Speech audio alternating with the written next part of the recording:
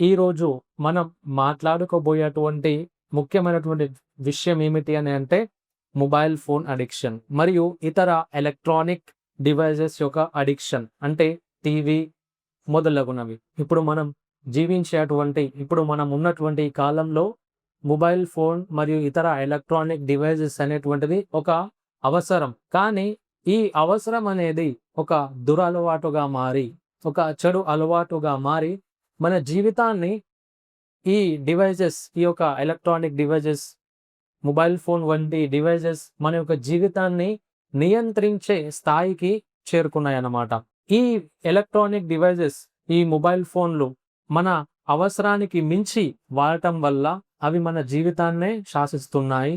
మన జీవితాన్ని ఈ యొక్క ఎలక్ట్రానిక్ డివైజెస్ ఇప్పుడు కంట్రోల్ చేస్తున్నాయి. ఏ అవసరం వచ్చినా కానీ మనం మొబైల్ ఫోన్ పైన ఆధారపడకుండా ఉండలేకపోతున్నాము. అయితే ఈ మొబైల్ ఫోన్ లాంటి ఇతర ఎలక్ట్రానిక్ డివైజెస్ ఏవైతే ఉన్నాయో, టీవీ కావచ్చు, రేడియో కావచ్చు, మనకి ఎంటర్టైన్మెంట్ వినోదాన్ని ఇచ్చేటువంటి వస్తువులు ఇంకా ఏవైతే ఉన్నాయో, ఇవి అవసరానికి మించి మనం వాడటం వల్ల మన జీవితాల పైన దుష్ప్రభావం అనేటువంటిది చూపిస్తున్నాయి అన్నమాట. ఉదాహరణకి ఫోన్ ద్వారా మనం మంచిగా ఉపయోగించవచ్చు, చెడుగా కూడా ఉపయోగించవచ్చు. ఫోన్ ద్వారా మనకి నష్టాలు కూడా ఉన్నాయి, లాభాలు కూడా ఉన్నాయి. ఈ యొక్క ఫోన్ అనేది మంచి మార్గంలో ఉపయోగించినట్లయితే ఈ ఫోన్ ద్వారా మనం స్వర్గానికి కూడా వెళ్ళొచ్చు. కానీ ఈ ఫోన్నే చెడు దారిలో ఉపయోగించినట్లయితే, చెడు విషయాలకు ఉపయోగించినట్లయితే ఈ ఫోన్ మనల్ని నరకానికి కూడా తీసుకువెళ్తుంది.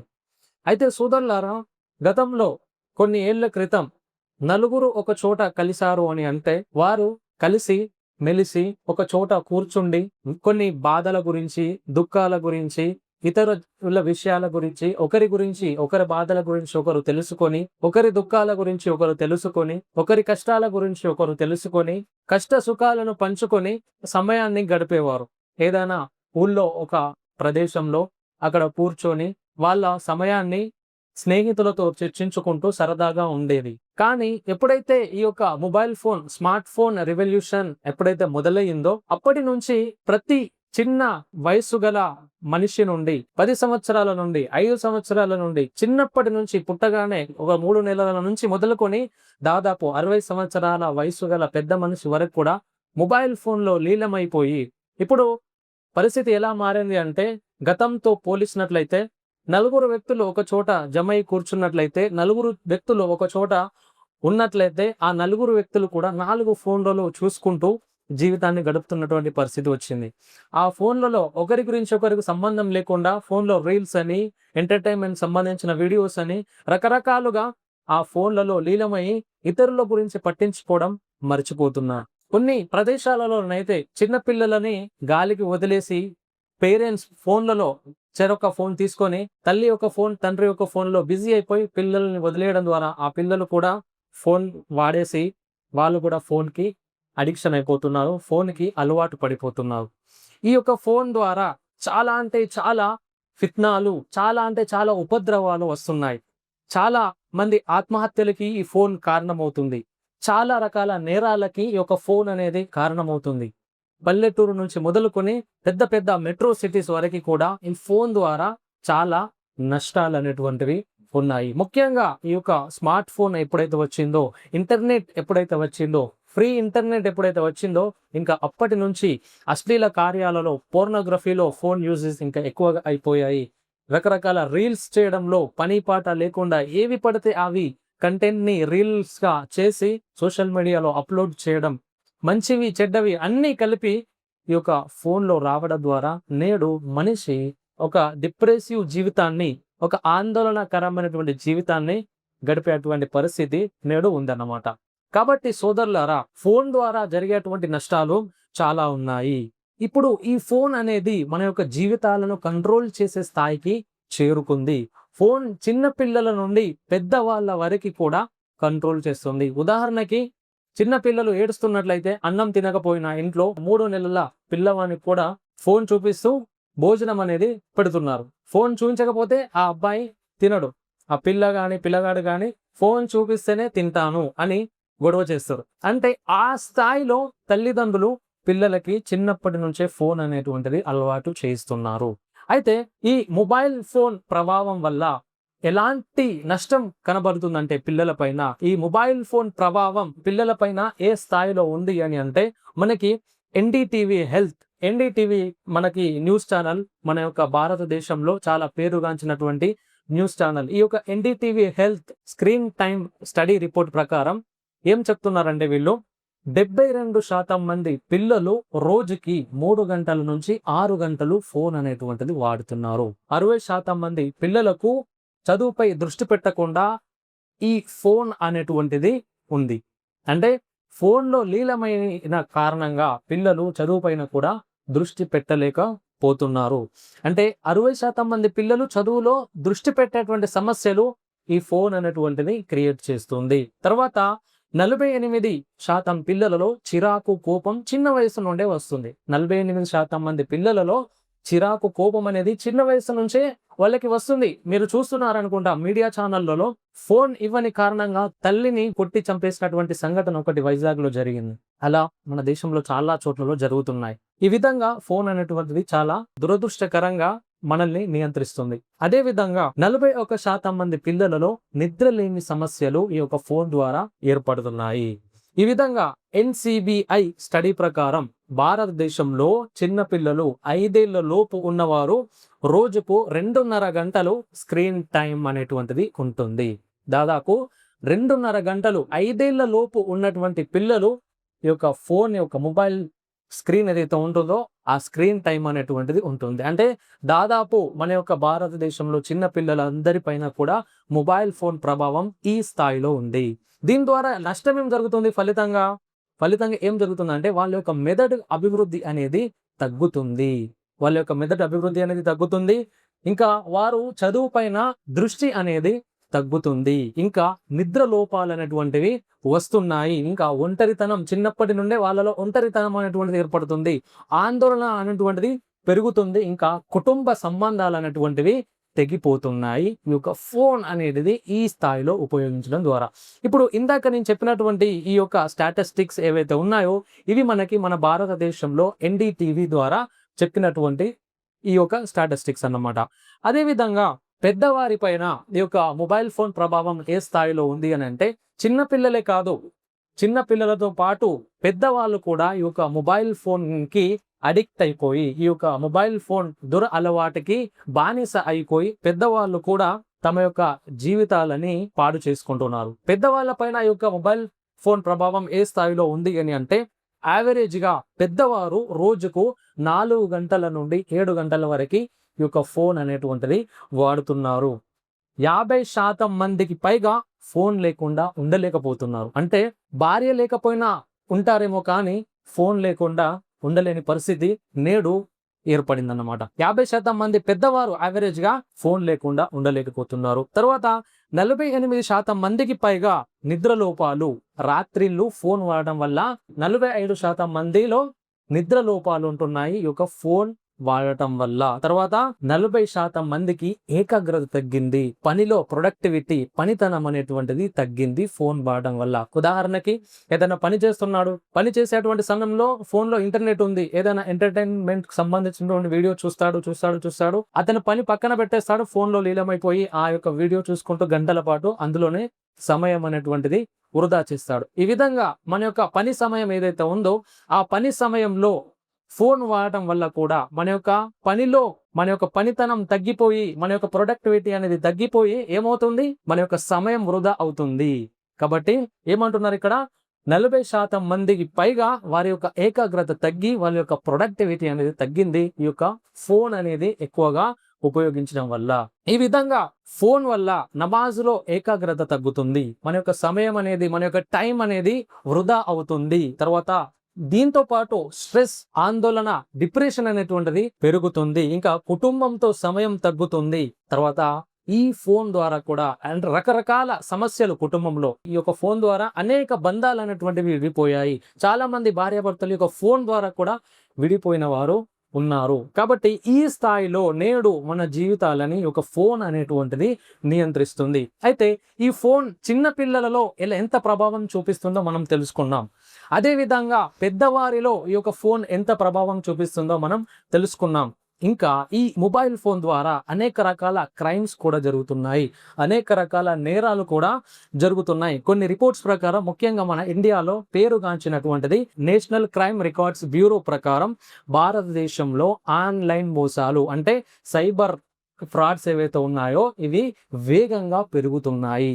ముఖ్యంగా వీళ్ళ యొక్క టార్గెట్స్ ఎవరు అని అంటే ఫోన్‌ని ఎక్కువగా యూజ్ చేసేవాళ్ళు వీళ్ళ యొక్క టార్గెట్ అన్నమాట. అంటే ఏ విధంగా?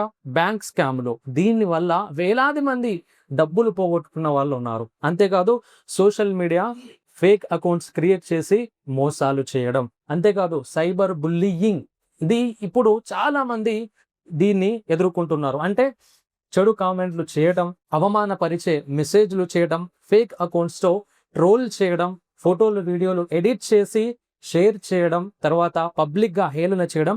దీనివల్ల మానసిక ఒత్తిడి పెరిగి ఆత్మహత్యలు కూడా చేసుకోవాల్సినటువంటి పరిస్థితి నేడు ఎదురవుతుంది. అంతేకాదు అశ్లీల కంటెంట్‌ని వ్యాప్తి చేయడం. వాట్సాప్ గ్రూప్స్‌లో, టెలిగ్రామ్స్‌లో, తర్వాత ఇతర సోషల్ మీడియా సైట్స్‌లో పోర్నోగ్రఫీకి సంబంధించినటువంటి వీడియోస్‌లో ప్రతి ఒక్కరికి కూడా షేర్ చేయడం. ఇందులో చిన్న పిల్లలు కూడా ఫోన్ చూస్తూ ఉండటంతో వాళ్ళకి 25 సంవత్సరాలలో తెలుసుకోవాల్సినటువంటి విషయాలు 5 సంవత్సరాలలోనే తెలుసుకొని వాళ్ళేం చేస్తున్నారో వాళ్ళు కూడా ఆ యొక్క వీడియోస్‌కు బానిస అయిపోయి చిన్న వయస్సులోనే ఏం చేయకూడదో ఆ పనులు చేస్తున్నటువంటి పరిస్థితి నేడు ఫోన్ వల్ల ఎదురవుతుంది. అంతేకాదు ఫోన్ల ద్వారా గేమింగ్ అడిక్షన్, బెట్టింగ్ యాప్స్, తర్వాత ఆర్థిక మోసాలు, ఆర్థిక నష్టాలు కూడా ఎదురవుతున్నాయి. చూడండి గతంలో కొన్ని వారాల క్రితం ఈ యొక్క బెట్టింగ్ యాప్స్ ద్వారా కూడా చాలా మంది యూత్ ప్రాణాలు కోల్పోయినటువంటి పరిస్థితి వస్తుంది.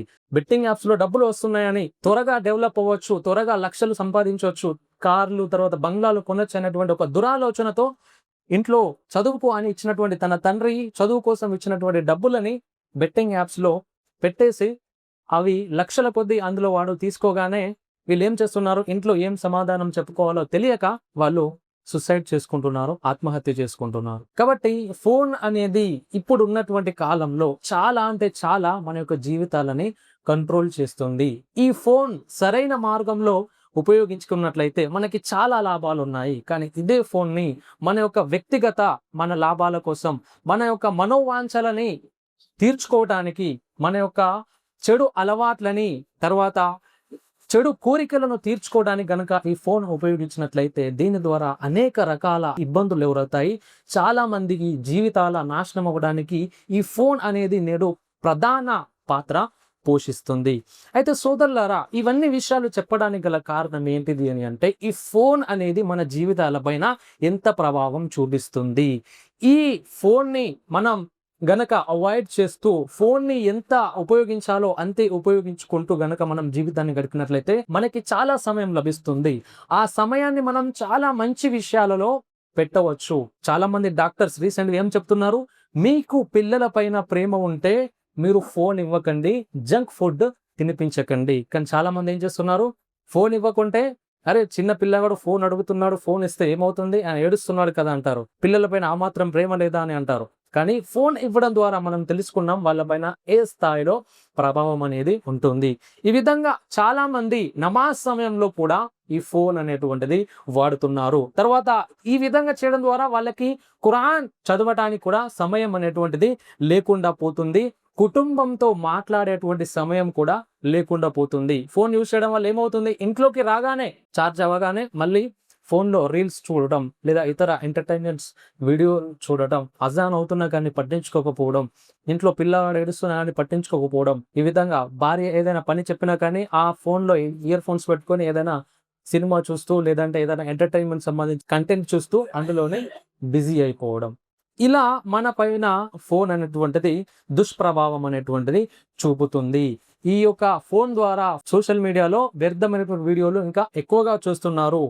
దీని ద్వారా ఏమవుతుంది? మన యొక్క ఈమాన్ పైన, విశ్వాసం పైన ఒక ఫోన్ అనేటువంటిది తీవ్రమైనటువంటి ప్రభావం చూపుతుంది. కాబట్టి సోదరులారా, అల్లాహ్ సుబ్హానహు వ తఆలా ఈ విధంగా సమయాన్ని వృధా చేసే వారి గురించి, అనవసరమైన విషయాలలో సమయాన్ని వెచ్చించేటువంటి వారి గురించి, అల్లాహ్ యొక్క జిక్ర్ నుండి, అల్లాహ్ యొక్క నామ స్మరణ నుండి దూరం చేసేటువంటి విషయాల నుండి దూరంగా ఉండాలని అల్లాహ్ సుబ్హానహు వ తఆలా మనల్ని హెచ్చరిస్తున్నాడు. అల్లాహ్ సుబ్హానహు వ తఆలా ఖురాన్‌లోని సూర అల్ కహఫ్ 18వ సూర 28వ వాక్యంలో ఈ విధంగా తెలియజేస్తున్నాడు. వలా తుతి' మన్ అగ్ఫల్నా కల్బహు అన్ జిక్రినా వత్తబఅ హవాహు వకాన అమ్రుహు ఫుర్తా. దీని అర్థం ఏంటి? మరియు అలాంటి వారిని అనుసరించకు, వారి మాట వినకు, ఎవడి హృదయాన్ని మా ధ్యానం నుండి తొలగించాము, మరియు ఎవడు తన మనోవాంఛలను అనుసరిస్తున్నాడో, మరియు ఎవడి వ్యవహారాలు కర్మలు వ్యర్థమైపోయాయో. ఈ ఫోన్ ద్వారా ఏమవుతుంది? మన యొక్క హృదయాన్ని అనుసరించినటువంటి, మన హృదయానికి నచ్చినటువంటి విషయాలను అందులో చూస్తాము. ఫోన్ కావచ్చు, ఇతర ఎలక్ట్రానిక్ ఎంటర్టైన్మెంట్ కి సంబంధించినటువంటి డివైసెస్ లో కావచ్చు, ఇవన్నీ కూడా ఇందులో ఎందుకు చూస్తాం? సమయాన్ని వృధా చేయడానికి, కాలక్షేపం చేయడానికి, టైం పాస్ చేయడానికి ఇవన్నీ కూడా ఉపయోగిస్తాం. కాబట్టి ఈ మొబైల్ ఫోన్ వల్ల మనం అల్లాహ్‌ను జ్ఞాపకం చేసుకోవడం నుంచి దూరం అవుతున్నాము. మనం ఎంతవరకు ఈ యొక్క ఫోన్ ద్వారా మనం నష్టపోతున్నామో మనం స్వతహాగా మనం ఆలోచించుకోవాలి. ఆ తర్వాత మన యొక్క పిల్లల పైన ఏ స్థాయిలో ఈ యొక్క ఫోన్ ప్రభావం చూపుతుందో మనం పరీక్ష చెయ్యాలి. మనం వాళ్ళని గమనించాలి. అదే విధంగా అల్లాహ్ సుబ్హానహు వ తఆలా ఖురాన్‌లోని సూర అల్ అస్ర్‌లో ఈ విధంగా అంటున్నాడు. వల్ అస్ర్ ఇన్నల్ ఇన్సాన లఫీ ఖుస్ర్. కాలం సాక్షిగా నిశ్చయంగా మానవుడు నష్టంలో ఉన్నాడు. అల్లాహ్ సుబ్హానహు వ తఆలా కాలం సాక్షిగా చెప్తున్నాడు, మానవుడు నష్టంలో ఉన్నాడు. ఫోన్ ద్వారా ఏం జరుగుతుంది? మన యొక్క సమయం అనేటువంటిది చాలా అంటే చాలా వృధా అవుతుంది. కాబట్టి సమయం వృధా చేస్తే మనం కూడా నష్టంలోనే ఉంటాము. ప్రవక్త ముహమ్మద్ సల్లల్లాహు అలైహి వసల్లం వారు ఒక హదీస్‌లో ఈ విధంగా అన్నారు. సునన్ అత్-తిర్మిది హదీస్ నంబర్ 2417. قال رسول الله صلى الله عليه وسلم لا تزول قدم عبد يوم القيامة حتى يسأل عن أربع: عن عمره فيما أفناه، وعن علمه فيما فعل، وعن ماله من أين اكتسبه، وفيما أنفقه، وعن جسمه فيما أبلاه. దీని అర్థం ఏంటి? ప్రవక్త ముహమ్మద్ సల్లల్లాహు అలైహి వసల్లం వారు ఈ విధంగా తెలియజేస్తున్నారు. ఖయామత్ రోజు, ప్రళయం రోజు దాసుడు తనని 4 విషయాల గురించి అడగబడే వరకు, ఆ 4 విషయాలకు సంబంధించి జవాబు చెప్పే వరకు ఆ యొక్క స్థానం నుంచి ఆ దాసుడు కదలడు. ఏమిటి ఆ 4 విషయాలు? మొట్టమొదటిది అన్ ఉమురిహి ఫీమా అఫ్నాహు. తన జీవితం వయస్సుని ఎలా గడిపాడు. వఅన్ ఇల్మిహి ఫీమా ఫఅల్. తన జ్ఞానాన్ని ఎలా అమలు చేశాడు. తనకున్నటువంటి జ్ఞానం ఏదైతే ఉందో ఆ జ్ఞానాన్ని ఏ విషయాల్లో అమలు చేశాడు. మంచి విషయాల్లో పెట్టాడా, చెడు విషయాల్లో పెట్టాడా, అల్లాహ్ నిషేధించినటువంటి పనుల్లో పెట్టాడా, అల్లాహ్ సుబ్హానహు వ తఆలా చెయ్యకూడదు అని చెప్పినటువంటి పనుల్లో పెట్టాడా, హరాం పనుల్లో పెట్టాడా? ఈ యొక్క ప్రశ్న కూడా అడగడం జరుగుతుంది. వఅన్ మాలిహి మిన్ ఐన ఇక్తసబహు వఫీమా అన్ఫక. తన సంపాదన ఎక్కడి నుండి సంపాదించాడు మరియు ఎక్కడ ఖర్చు చేశాడు. అల్లాహ్ సుబ్హానహు వ తఆలా చెప్పినటువంటి హలాల్ మార్గంలో సంపాదించాడా, మరి ఆ సంపాదించినటువంటి సంపాదన ఏ ఏ విషయాల్లో ఖర్చు పెట్టాడు అనేటువంటి ప్రశ్న కూడా అడగడం జరుగుతుంది. తర్వాత 4వది వఅన్ జిస్మిహి ఫీమా అబ్లాహు. తన శరీరాన్ని ఏ విధంగా ఉపయోగించాడు. అల్లాహ్ సుబ్హానహు వ తఆలా మనకిచ్చినటువంటి ఈ ప్రాపంచిక ఏవైతే ప్రయోజనాలు ఉన్నాయో ఇవన్నీ కూడా అల్లాహ్ సుబ్హానహు వ తఆలా తరఫున అనుగ్రహాలు. తర్వాత అల్లాహ్ సుబ్హానహు వ తఆలా మన యొక్క శరీరంలో ఏవైతే అవయవాలు ఇచ్చాడో, ప్రపంచంలో మనం కొన్ని కోట్లు పెట్టి ఖర్చు చేసినా కానీ ఈ యొక్క అవయవం అనేది దొరకదు. మన శరీరంలో ఇప్పుడు మనం చూసేటువంటి కళ్ళు, చేతులు, తర్వాత ముక్కు, నోరు, నాలుక, కిడ్నీలు, తర్వాత హృదయం, ఈ విధంగా మన శరీరంలో దాదాపు కొన్ని కోట్లు విలువ చేసేటువంటి అవయవాలు మన యొక్క శరీరంలో ఉన్నాయి. ఈ ఏ ఒక అవయవం పాడైపోయినా కానీ మనిషి తనకున్నటువంటి ఆస్తిని పూర్తిగా అమ్ముకొని ఆ యొక్క అవయవాన్ని పూర్తిగా దాన్ని ఆరోగ్యవంతంగా చేయలేడు. అలాంటి అవయవాలని అల్లాహ్ సుబ్హానహు వ తఆలా అల్హమ్దులిల్లా మన యొక్క శరీరంలో ఉంచాడు. కాబట్టి ఇవి గనుక మనం చెడు మార్గంలో ఉపయోగించినట్లయితే, ఈ యొక్క శరీరం ఏదైతే ఉందో ఈ యొక్క శరీరాన్ని గనుక మనం చెడు మార్గంలో ఉపయోగించినట్లయితే, దీనికి సంబంధించినటువంటి ప్రశ్నలు కూడా అల్లాహ్ సుబ్హానహు వ తఆలా మనల్ని అడుగుతాడు. ఎందుకంటే మనం తల్లి గర్భంలో ఉన్నటువంటి సమయంలో మన యొక్క శరీరాన్ని ఈ విధంగా ప్రసాదించమని మనం అడగలేదు. మన కాళ్ళు సరిగ్గా ఉండాలి, మన చూపు సరిగ్గా ఉండాలి, నేను సరిగ్గా మాట్లాడాలి, సరైనటువంటి విధంగా నేను ప్రపంచంలో ఉండాలి, ఇవన్నీ కూడా మనం తల్లి గర్భంలో అడగలేదు. అయినా గాని అల్లాహ్ సుబ్హానహు వ తఆలా మనకి న్యాచురల్‌గా ఇవన్నీ ప్రసాదించాడు. అల్హమ్దులిల్లాహ్. కాబట్టి ఉదాహరణకి మనం ఇతరులకు కొంత డబ్బు ఇచ్చినట్లయితే ఆ డబ్బుకు సంబంధించి అనేక ప్రశ్నలు అడుగుతాం. ఇది ఎక్కడ ఖర్చయింది? దీనికి ఎంత ఖర్చయింది? ఇలా ఎందుకు ఖర్చయింది? ఎందుకు ఎక్కువ ఖర్చు చేశాం? ప్రాపంచికంగా కొంత మాత్రం డబ్బు ఇచ్చి మనం ఒక వ్యక్తిని అన్ని ప్రశ్నలు ఇస్తామే.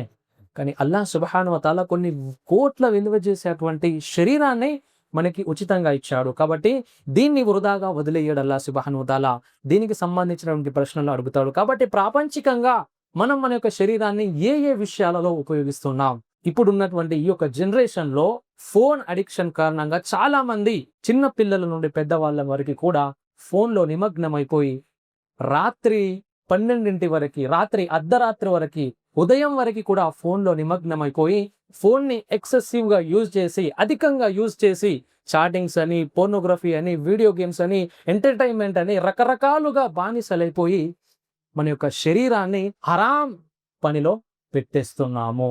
కాబట్టి మనం ఆలోచించాలి. అల్లాహ్ సుబ్హానహు వ తఆలా ఈ యొక్క 4 ప్రశ్నలని మనల్ని అడుగుతాడు. మరి మనం మన సొంతంగా విశ్లేషణ చేసుకోవాలి. మరి అల్లాహ్ సుబ్హానహు వ తఆలా ఈ 4 ప్రశ్నలు అడిగితే నేను ఏం జవాబు చెప్పుకోవాలి? ఒకవేళ మనం ఈ యొక్క 4 ప్రశ్నలకి అనుకూలంగా ఉన్నట్లయితే, ఈ యొక్క 4 విషయాలను గనక మనం సరిగ్గా అమలు చేసినట్లయితే, అల్లాహ్ చెప్పినట్లు గనక మనం అమలు చేసినట్లయితే మనం జవాబు సరిగ్గా చెప్తాము. కానీ మనం ఈ యొక్క 4 విషయాలకు వ్యతిరేకంగా గనక మన జీవితం ఉంటే మనం అల్లాహ్ ముందు ఏమని సమాధానం చెప్తాం సోదరులారా?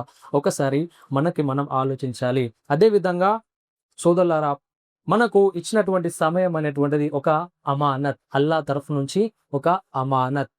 అమానత్ అంటే ఏదైనా ఒక వ్యక్తి దగ్గర మనం నమ్మకంగా ఒక వస్తువుని పెట్టి వెళ్తాం. తిరిగి వచ్చి తీసుకుంటాను, ఇది జాగ్రత్తగా ఉంచు అని. ఆ వ్యక్తి ఆ వస్తువులో ఏదైనా లోటు చేసినా, ఆ వ్యక్తి ఆ వస్తువును తీసుకొని వాడుకుంటే మనకు ఎంత ఆగ్రహం వస్తుంది, ఎంత కోపం వస్తుంది. అరే, నమ్మకం కొద్దీ నేను ఈ వస్తువు నీ దగ్గర పెట్టాను, ఈ వస్తువును వాడుకున్నావు, నీ మీద నమ్మకమే పోయింది, ఇక జీవితంలో నీ మొహం చూడనంట. అదే విధంగా ఈ శరీరం అనేది, ఈ యొక్క సమయం అనేది అల్లాహ్ తరఫున మనకి అమానత్. కాబట్టి ఈ యొక్క అమానత్ ని మనం శ్రద్ధగా, జాగ్రత్తగా ఉపయోగించుకోవాలి. హదీస్‌లో ఈ విధంగా ఉంది. అన్ ఇబ్న్ అబ్బాసిన్ రదియల్లాహు అన్హుమా قال النبي صلى الله عليه وسلم نعمتان مغبون فيهما كثير من الناس الصحة والفراغ. దీని అర్థం ఏంటి? ఇబ్న్ అబ్బాస్ రదియల్లాహు అన్హు నుండి ఈ యొక్క హదీస్ అనేటువంటిది ఉల్లేఖిస్తున్నారు. ప్రవక్త ముహమ్మద్ సల్లల్లాహు అలైహి వసల్లం వారు ఈ విధంగా తెలియజేస్తున్నారు. చాలా మంది తేలికగా తీసుకునేటువంటివి 2 వరాలున్నాయి అల్లాహ్ తరఫున. చాలా మంది దీనిని లైట్ తీసుకుంటారు, తేలికగా తీసుకుంటారు. ఏమిటి అవి? ఆరోగ్యం మరియు తీరిక సమయం. సహీ బుఖారీ హదీస్ నెంబర్ 6412. మనుషులు ఈ 2 విషయాలను చాలా తేలికగా తీసుకుంటారు. ఒకటి ఆరోగ్యం, రెండవది సమయం. ఆరోగ్యం ఉన్నప్పుడు అనవసరమైన విషయాలలో మనం సమయాన్ని వృధా చేస్తాం.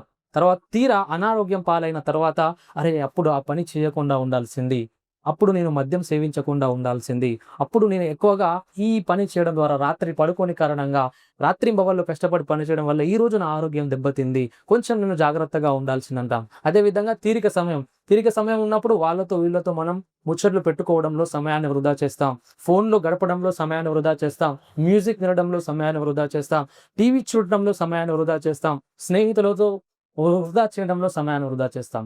ఎప్పుడైతే సమయం ఉండదో, మంచాల పడిపోయినప్పుడు మనకు తెలుస్తుంది, మనం బెడ్ మీద పడిపోయేటప్పుడు మనకి అర్థమవుతుంది సమయం యొక్క విలువ. అరే, అప్పుడు ఆ సమయాన్ని నేను వృధా చేయకుండా ఉంటే ఈ రోజు నేను మంచి స్థితిలో ఉండేవాడిని. నా పిల్లవానికి నా సమయం ఏదైతే ఉందో, నా పిల్లవాని యొక్క ఆలోచనలు డెవలప్ చేయడంలో పెట్టి ఉంటే, నా పిల్లవాని యొక్క ప్రవర్తనని మార్చడంలో నా సమయాన్ని పెట్టి ఉంటే, ఈ రోజు నేను ఈ మంచాల పడ్డటువంటి సమయంలో నాకు సహాయం చేసేవాడేమో, నాకు అన్ని రకాలుగా అతను సహాయం చేసేవాడేమో అని అప్పుడు వస్తాయి అలాంటి ఆలోచనలు.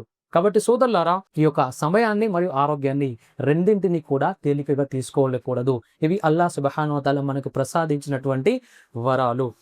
ఈ విధంగా ఈ ఫోన్ ద్వారా మరియు ఇతర ఎలక్ట్రానిక్ డివైజెస్ ద్వారా మన యొక్క జీవితంలో ఎంత ప్రభావం చూపిస్తున్నాయో మనకి అర్థమైంది. కాబట్టి ఈ ఫోన్ మరియు ఇతర ఎలక్ట్రానిక్ డివైజెస్ ఇవి మనం మంచిగా ఉపయోగించుకున్నట్లయితే ఇన్‌షాఅల్లా అంటే హలాల్ మార్గంలో ఉపయోగించుకున్నట్లయితే ఉదాహరణకి ఫోన్ ద్వారా జ్ఞానాన్ని నేర్చుకోవడం, ఖురాన్ వినడం, ధార్మికంగా క్లాసెస్ వినడం, బయాన్లు వినడం వీటికి ఉపయోగించుకున్నట్లయితే అల్లాహ్ సుబ్హానహు వ తఆలా మనకి స్వర్గాన్ని ప్రసాదిస్తాడు. అలా కాకుండా దీనికి వ్యతిరేకంగా మనం ఉపయోగించుకున్నట్లయితే ఈ ఫోనే మనల్ని నరకానికి తీసుకెళ్తుంది. చివరగా 5 విషయాలున్నాయి. అవేమిటి అనంటే ఈ ఫోన్ నుండి దూరంగా ఉండడానికి పరిష్కారాలు. మొట్టమొదటిది నమాజ్‌కి ప్రాధాన్యత ఇవ్వాలి. మొబైల్‌ను ఆఫ్ చేసి పూర్తి ఏకాగ్రతతో నమాజ్ చెయ్యాలి. రెండవది రోజు ఖురాన్ చదవాలి. మొబైల్ టైమ్‌ని తగ్గించాలి. ఖురాన్ టైమ్‌ని పెంచాలి. తర్వాత మొబైల్‌లో ఒక ఆప్షన్ ఉంటుంది టైమ్ లిమిట్. ఆ టైమ్ లిమిట్‌ని పెట్టుకోవాలి. 1 అవర్ తర్వాత ఆఫ్ అయిపోవాలి. 1 అవర్‌కి టైమ్ లిమిట్ పెట్టాలి. తర్వాత రోజుకి ఎంత టైం ఉపయోగించాలో నిర్ణయించుకోవాలి. మంచి విషయాలకే నేను ఫోన్‌ని ఉపయోగిస్తానని మనం నిర్ణయించుకోవాలి. తర్వాత హరాం కంటెంట్‌కి దూరంగా ఉండాలి. ఫోన్‌లో వచ్చేటువంటి హరాం విషయాలు ఏవైతే ఉంటాయో వాటికి దూరంగా ఉండాలి. అల్లాహ్ చూస్తున్నాడు అనేటువంటి ఒక ఆలోచన మనలో ఉండాలి. తర్వాత ఈ ఫోన్‌లో పెట్టేటువంటి సమయాన్ని మనం కుటుంబంతో గడపాలి. మొబైల్ కన్నా కుటుంబం ముఖ్యం అనేటువంటి ఒక ఆలోచన మనలో రావాలి. తర్వాత పిల్లలను మొబైల్ ఫోన్‌ని వాడుతున్నప్పుడు వాళ్ళని మనం పరీక్షించాలి. వాళ్ళని గమనించాలి. అసలు వాళ్ళకి ఫోనే ఇవ్వకూడదనేటువంటి ఆలోచనలు మనలో రావాలి. తర్వాత తెలియని అన్నోన్ లింక్స్ క్లిక్ చేసి చాలామంది డబ్బులు పోగొట్టుకుంటున్నారు. ఈ యొక్క అన్నోన్ లింక్స్ నుంచి కూడా దూరంగా ఉండాలి. తర్వాత ఓటీపీ, బ్యాంక్ లింక్స్ ఇవైతే ఉంటాయో ఇవి కూడా ఎవరికీ చెప్పకూడదు. ఇవన్నీ కూడా మీకు చాలా సింపుల్‌గా అనిపించవచ్చు. గవన్నీ ఎవరు చేస్తారు? మాకు ఫోన్‌లో వచ్చి క్లిక్ చేసే అంత డబ్బులు మా అకౌంట్‌లో లేవు కదా! అని మీరు అనుకోవచ్చు. కానీ సోదరులారా ఈ ఫోన్ అనేటువంటి ఫిత్నా ఎవరిని వదలడం లేదు. చాలా మారుమూల ప్రాంతం నుంచి సిటీస్ వరకు కూడా ఈ ఫోన్ అనేటువంటిది చాలా తీవ్రమైనటువంటి ప్రభావాన్ని చూపిస్తుంది. కాబట్టి అల్లాహ్ సుబ్హానహు వ తఆలాతో నేను దుఆ చేస్తున్నాను. అల్లాహ్ సుబ్హానహు వ తఆలా ఈ యొక్క ఫోన్ ద్వారా మనం మంచి విషయాలకు ఉపయోగించుకునేటువంటి సద్బుద్ధిని అల్లాహ్ మనందరికీ ప్రసాదించుగాక. అల్లాహ్ సుబ్హానహు వ తఆలా ఈ ఫోన్ ద్వారా జరిగే ఫిత్నాల నుంచి మనందరినీ రక్షించుగాక. అల్లాహ్ సుబ్హానహు వ తఆలా మనందరినీ కూడా ఇస్లాం ధర్మం గురించి నేర్చుకొని దానిపైన అమలు చేసేవారుగా తీర్చిదిద్దుగాక. అల్లాహ్ సుబ్హానహు వ తఆలా మనల్ని అన్ని రకాల ఆపదల నుంచి, విపత్తుల నుంచి రక్షించుగాక.